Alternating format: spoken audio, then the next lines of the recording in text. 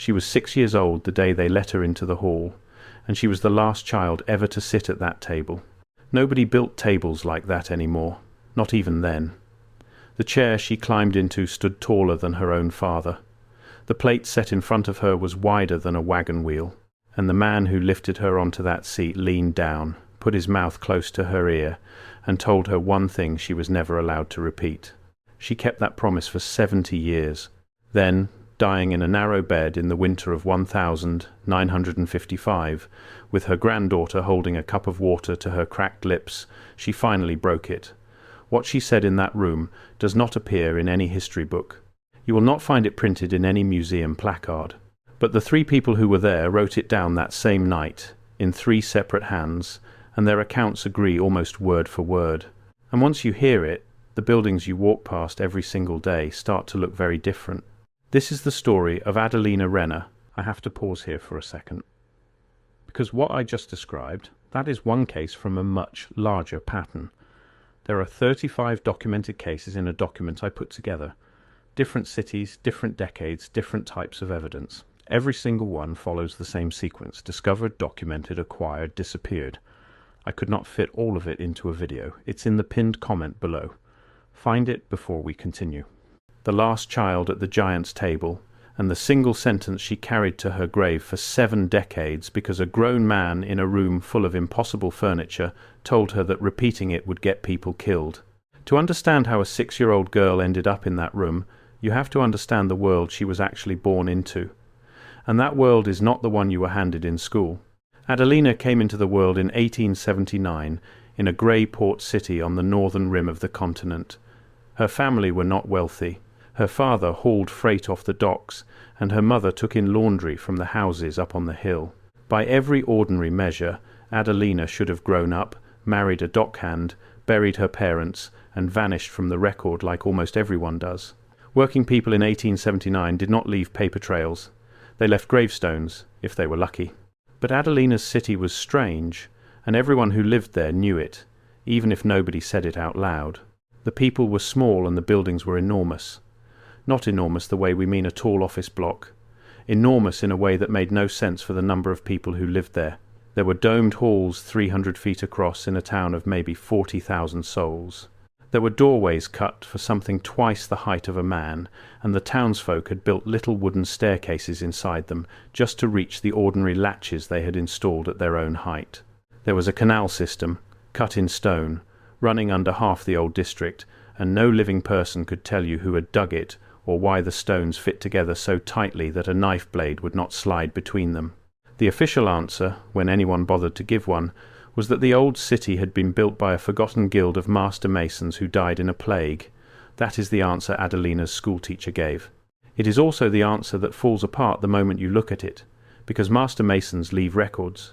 They leave guild rolls, payment ledgers, contracts, apprentice lists, complaints about the weather and the wages. This city had none of that.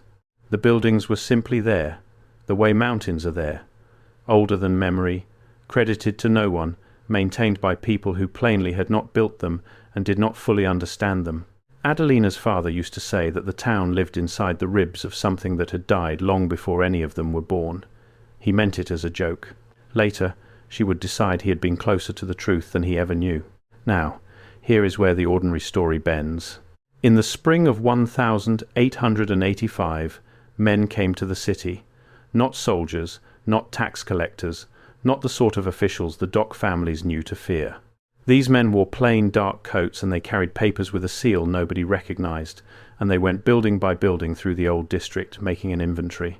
They measured, they photographed, with the big wooden box cameras of the period. And where they went, buildings started to come down. Not fall down, come down. Deliberately, carefully.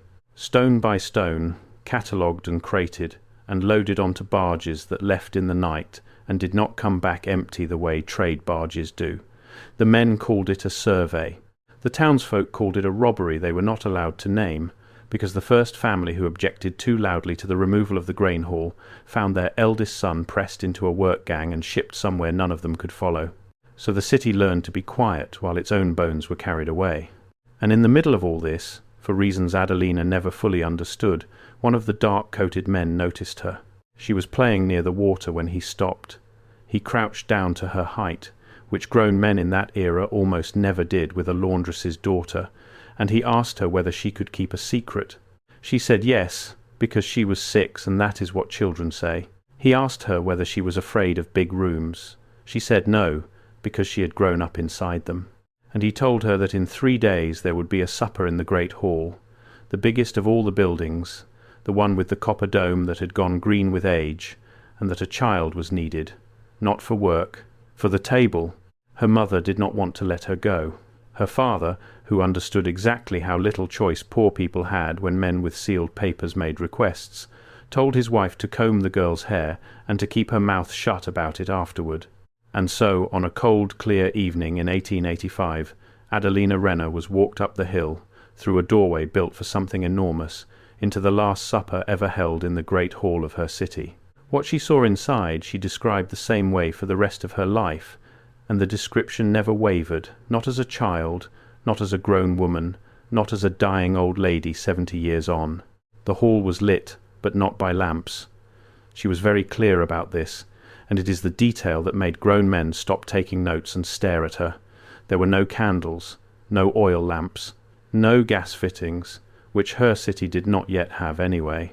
The light came from the walls themselves, from long shapes set into the stone that glowed a steady, warm white, without flame, without heat, without smoke, a light that did not flicker, a light that simply was, the way daylight is, filling the whole vast space right up into the green copper dome, and coming from nowhere she could point to. She was 6. She had no reason to invent the absence of a technology the rest of the world would not have for another generation. She simply described what was in front of her, a room the size of a cathedral, lit like noon, and not a single flame anywhere. And in the centre of that room stood the table. It ran the length of the hall, so long she could not see the far end clearly. It was carved from a single piece of dark stone, polished until it held the glow of the walls like still water holds the moon. And it was tall. Tall the way she would later understand a dining table looks to a toddler, except she was not a toddler, and this was not a normal table. The lip of it stood level with the top of her father's head. The chairs around it, and there were dozens, were each a small staircase in their own right, built in proportion to the table, built for people who would have to stoop to pass through a doorway made for something twice a man's height. The furniture in that hall was not oversized. That is the word people reach for, and it is the wrong word. Oversized suggests decoration, exaggeration, a throne built big to impress. This was not built big to impress anyone.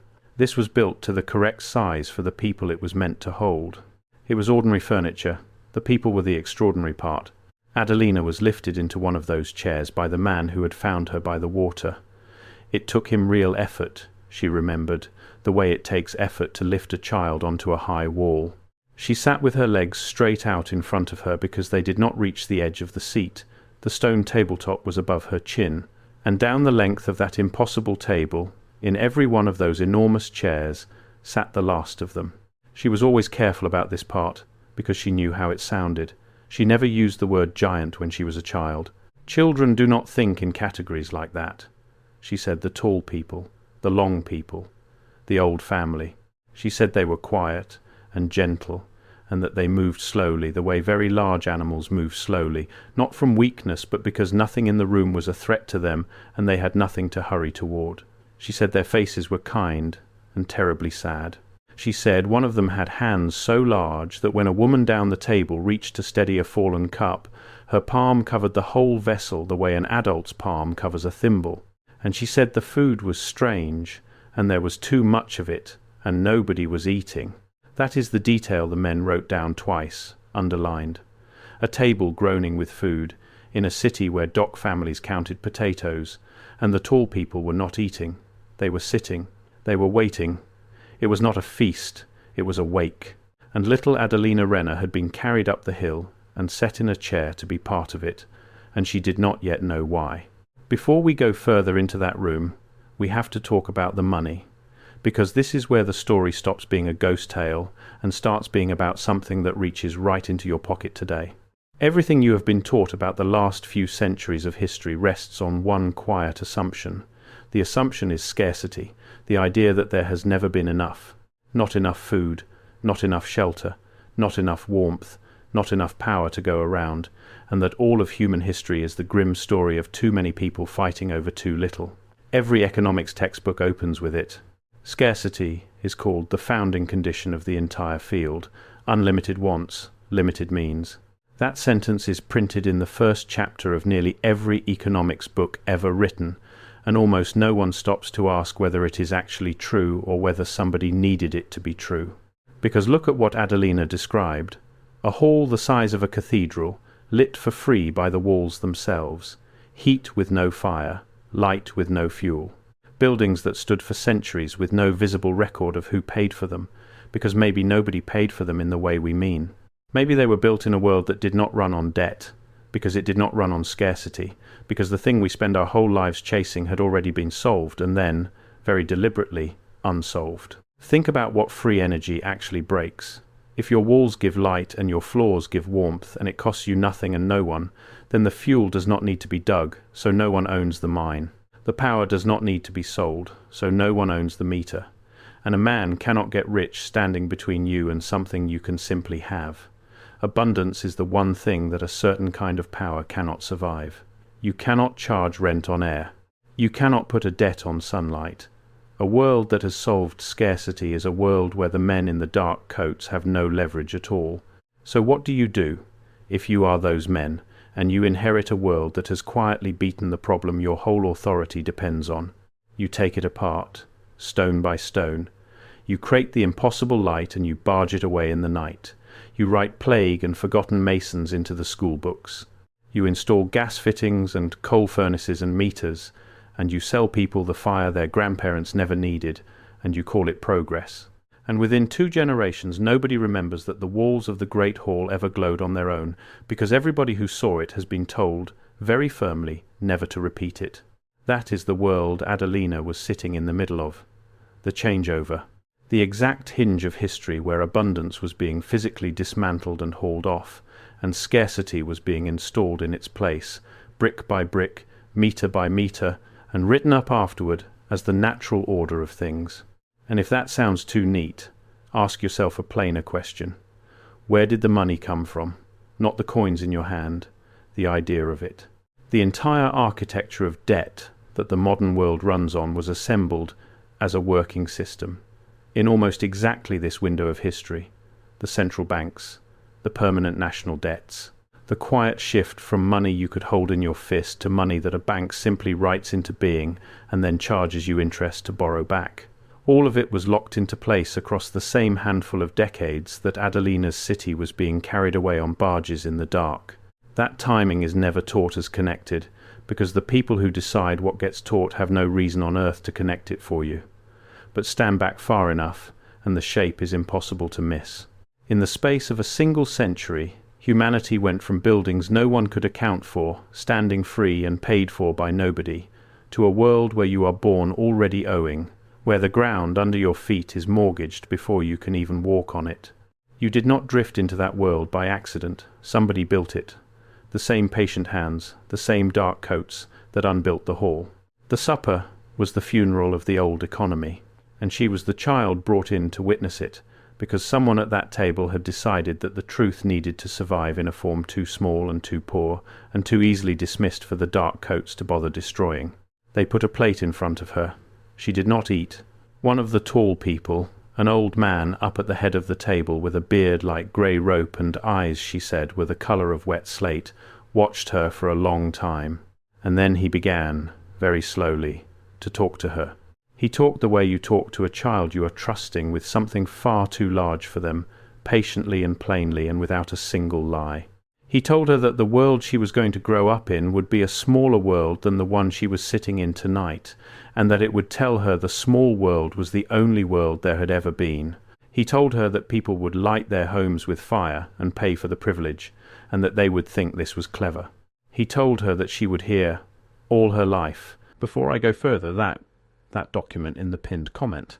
If you have not found it yet, go there now, because everything I cover in these videos is one piece of a pattern that only becomes visible when you see all 35 cases together. The document shows you the full pattern. What I can show you here is the surface. What is down there is everything underneath it. Pinned comment, now, then come back. That there was not enough to go around, and that she was to remember this hall, and remember the light in the walls, and know in her heart that the not enough was a thing that had been done to people, not a thing that was simply true. And then he told her the part she was never allowed to repeat.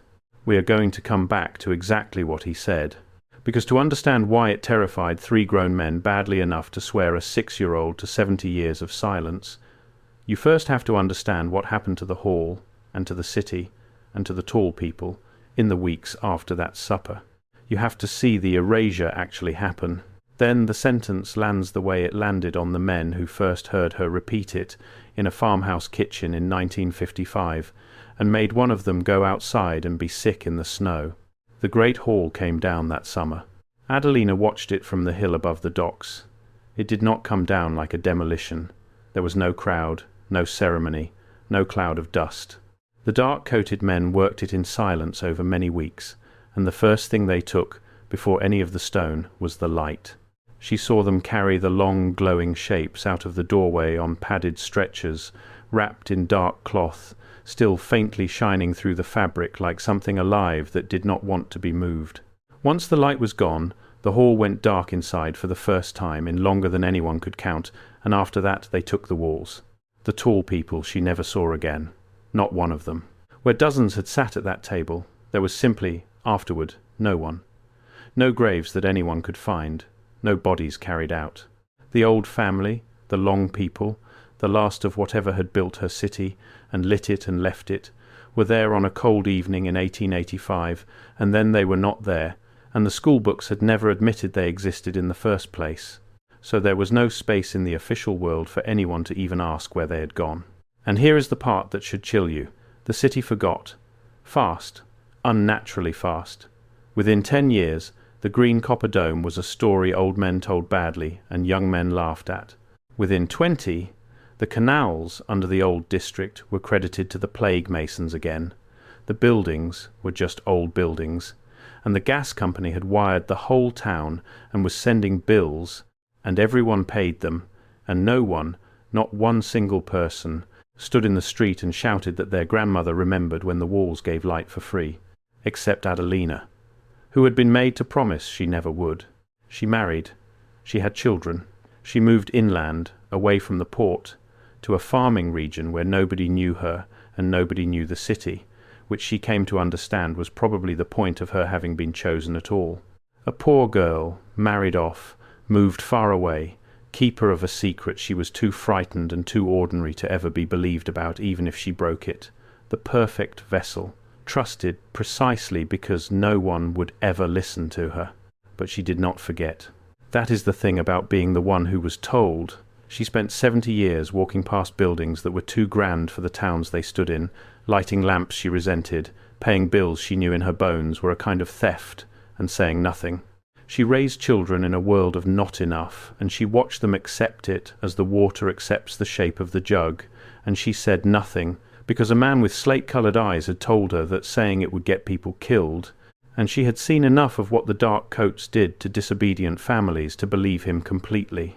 For 70 years, Adelina Renner was the loneliest kind of person there is, the kind who knows. There is a particular cruelty to that kind of loneliness, and it is the whole hinge the entire plan turns on. The dark coats did not need to kill her. Killing her would have left a body, and a body raises questions, and questions leave records. What they needed was far cheaper and far more complete. They needed her disbelieved. So they did not silence Adelina with fear alone. They silenced her with the certainty that even if she stood in the town square and screamed the truth until her voice gave out, every single person who heard it would smile and pat her hand and walk on.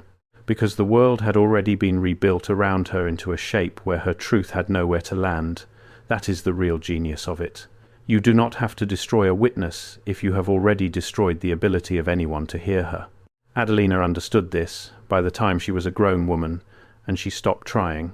She folded the secret up small and she carried it, and the carrying bent her the way carrying anything heavy for 70 years bends a person.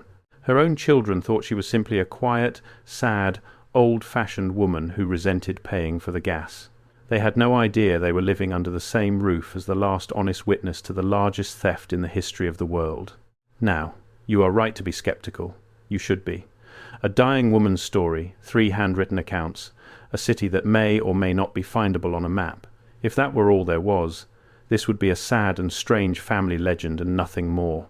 But it is not all there is, because Adelina's account, given in 1955, matches other accounts she could not possibly have read, and that is the thing that turns a deathbed story into a pattern. There are, scattered through the archives of the late 19th century, other reports of the removals. Barges leaving northern ports at night, loaded with crated stonework, bound for destinations that do not appear in any shipping registry. There are the World's Fairs, those staggering white cities of domes and colonnades that were supposedly built in a matter of months by ordinary crews using plaster and burlap, and then, just as supposedly, torn straight back down and thrown away, as though the entire point of the exercise had been the tearing down rather than the building up. Think about how strange that really is at face value. We are asked to believe that the richest nations on earth spent fortunes raising whole white cities of marble-looking domes and colonnaded palaces, full of that same too bright light, and then took the entire thing apart and threw it away within the year. It only starts to make sense if the buildings were never the point. If the fairs were not construction at all, but cover. A public, celebrated, endlessly photographed excuse for cranes and crates and demolition crews to be seen moving grand old stonework around in broad daylight, so that when the very same crews did the very same work at night, in 100 quiet cities like Adelina's, not one person would think twice about it. You do not hide a removal by keeping it secret. You hide it by throwing a party around it and calling it the future. There are photographs, thousands of them, of buildings whose scale and craft do not fit the machinery of the people credited with raising them. There are, in old asylum records across 2 continents, a startling number of committed patients whose only recorded delusion was insisting, calmly and consistently, that the light used to come from the walls. All across 2 continents, in the exact decades of the removals, ordinary people were being locked away, and the thing that got them locked away was not violence and not raving, but a single quiet insistence that they remembered a world lit without fire. Doctors wrote it up as a fixed delusion, a curious mania that seemed to travel from town to town, and moved on. But a delusion invents wild and personal things. It does not, in 100 separate heads that never met and never spoke, invent the exact same specific memory, phrased almost the exact same way. That is not what madness looks like. That is what a buried shared memory looks like when it surfaces in the people too stubborn, or too old, or too unlucky to keep it folded down where they had been told to keep it. Adelina was never committed. She was too quiet for that. She kept her promise. But she was not the only child brought to a table. In at least 2 other accounts, gathered by people who never met each other, an elderly person confesses at the end of life that they were taken, once, as a small child, to a supper in a great hall, sat among enormous gentle people who were not eating, and told to remember. Different countries, different decades of confession, same supper, same instruction. Remember and do not repeat. Somebody was seeding the truth into children on purpose, across the whole changeover, in a form too humble to be worth destroying and too consistent to be a coincidence. Which brings us, finally, back to the room. To the old man with the rope-grey beard and the slate-coloured eyes, leaning down toward a 6-year-old girl in a chair too big for her, in a hall lit by walls that would be carried away and forgotten before she lost her milk teeth. He told her, first, the things she was allowed to say, and she said them freely, to anyone who would listen, which was almost no one. Remember the light in the walls. Remember that there was enough. Know that the not enough was done to you. And then he cupped his enormous hand around her small ear, and he lowered his voice so that not even the men in the dark coats standing along the wall could hear it, and he told her the thing she kept for 70 years. In that farmhouse kitchen in 1955, her granddaughter leaned in. Her son leaned in. A neighbour who had come to sit with the dying woman leaned in. And Adelina Renner, 96 years old, most of her already gone ahead of her into the dark, opened her eyes and said it, clearly, in the voice of the child who had first heard it. She said the tall man had told her this, that they were not the builders, that they, the enormous gentle people at the table, had been servants in the great hall, the last caretakers of a thing far older than themselves, and that they were dying out not from plague and not from war, but from something much simpler. They were dying because the ones who actually ran the world had decided that a world with the old family still in it was a world that remembered too much.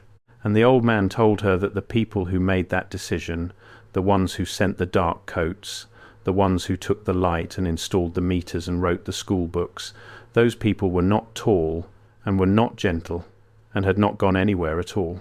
They were still here. They looked exactly like everyone else. They ran the banks and they ran the fuel and they ran the printing of the books.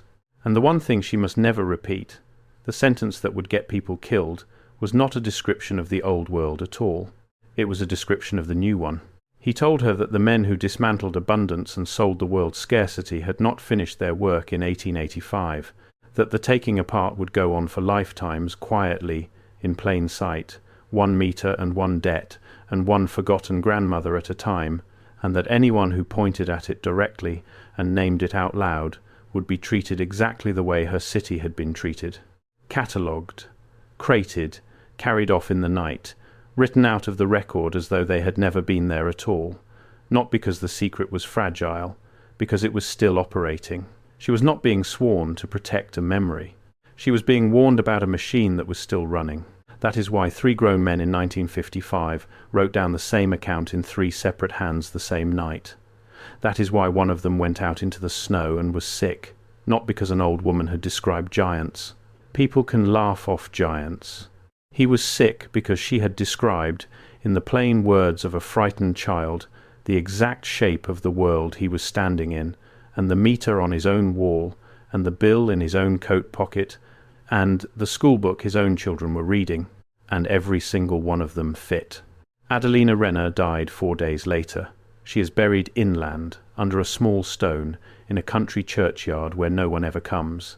Her city still stands on the northern rim of the continent, or most of it does, the parts that were too heavy or too public to quietly remove.